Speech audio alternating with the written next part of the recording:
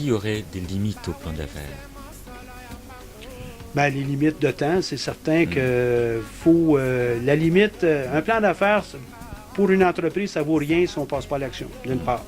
Donc, un plan de voyage, puis je prends jamais l'avion pour me rendre à Paris, ça vaut pas la peine. Okay? Oui. Donc, il faut passer à l'action. Une des limites pourrait être, évidemment, notre capacité à prévoir sur un plus long terme que juste quelques semaines, quelques mois. Donc, ça pourrait être une limite. Une autre limite, c'est croire que parce qu'on l'a écrit dans un plan d'affaires, automatiquement, on pourrait être financé ou les gens vont vouloir se joindre à notre aventure. Non, la limite, souvent, ça va être celle d'un entrepreneur qui n'est pas suffisamment passionné pour attirer des collaborateurs, des employés dans son aventure, mais aussi être capable de convaincre de la justesse du plan d'affaires les gens qui ont l'argent pour pouvoir financer l'aventure. Excellent. Mais beaucoup de micro-entreprises se créent quotidiennement partout sur la planète sans plan d'affaires. Donc, la limite est souvent celle qu'on s'impose probablement.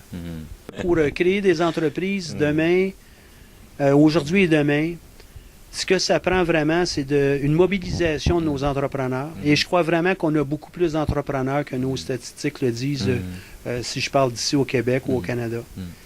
On a beaucoup plus d'entrepreneurs. Ce qu'on doit faire, c'est vraiment nourrir leur esprit entrepreneurial, leur inculquer qu'ils doivent eux-mêmes développer une grande confiance en eux, développer leur passion.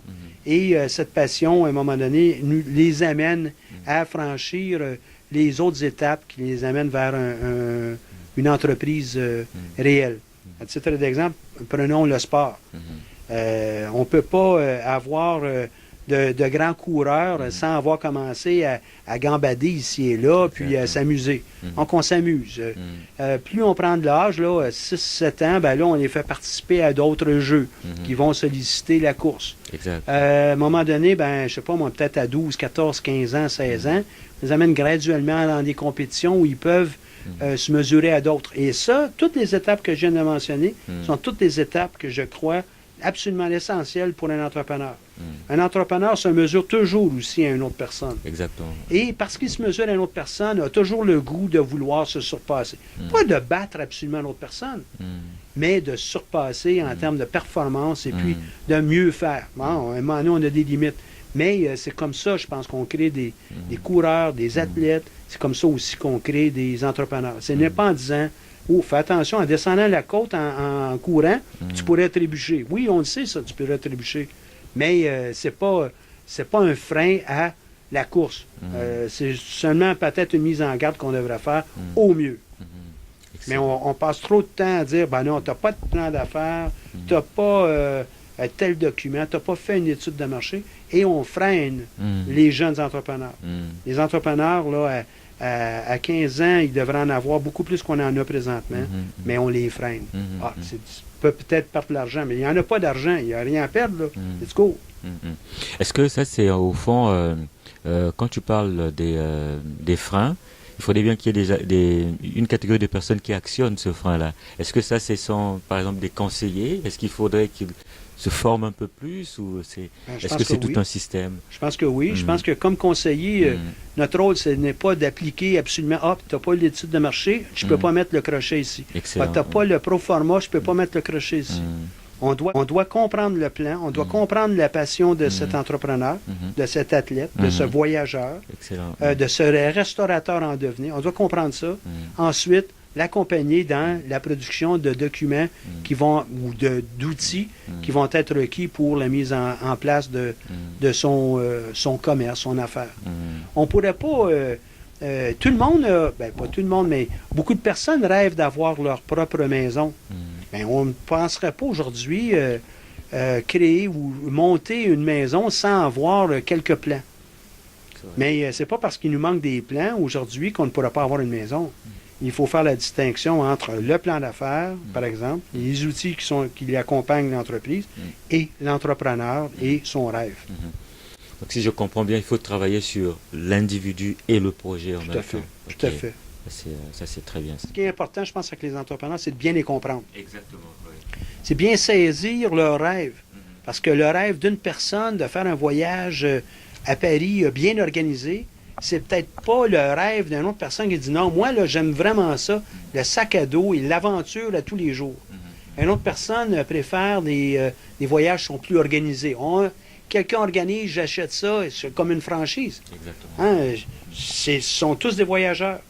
Donc, il y en a un qui préfère aller à l'aventure, l'autre avec une franchise. C'est bien organisé, c'est un voyage organisé, hein? Et puis l'autre, ben, il préfère planifier lui-même sa propre entreprise, son propre voyage, sa propre aventure, et s'organiser autour d'un plan d'affaires. Exactement. Est-ce que tu aurais un dernier mot? Un dernier mot, moi je pense qu'il doit tourner autour de vraiment. Pour trouver sa voie, il faut trouver des choses qu'on aime vraiment. Et peu importe que ce soit... il y a beaucoup d'entrepreneurs aussi qui commencent à 40 ans, 50 ans aujourd'hui. Il y en a de plus en plus. Là. Oui.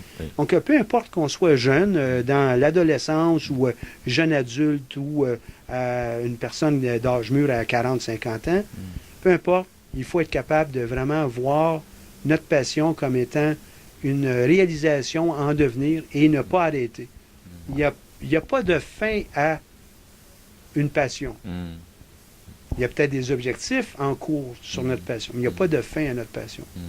Donc, la passion peut commencer n'importe quand. En tout cas, merci infiniment encore. Ben, merci beaucoup. Ça nous fera plaisir d'accueillir tous les jeunes entrepreneurs que vous motivez, vous mobilisez à travers le parcours entrepreneur.com, les accueillir ici au Centre d'entrepreneuriat GUQAM et évidemment à l'université pour leur propre parcours professionnel.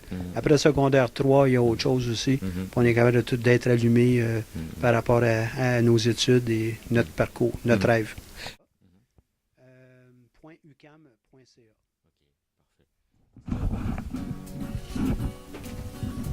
Merci beaucoup à vous aussi.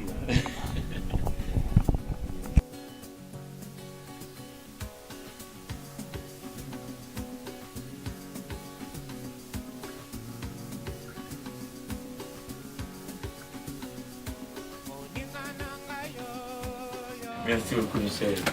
Merci beaucoup. Mais de rien, c'est moi. Merci beaucoup à vous aussi.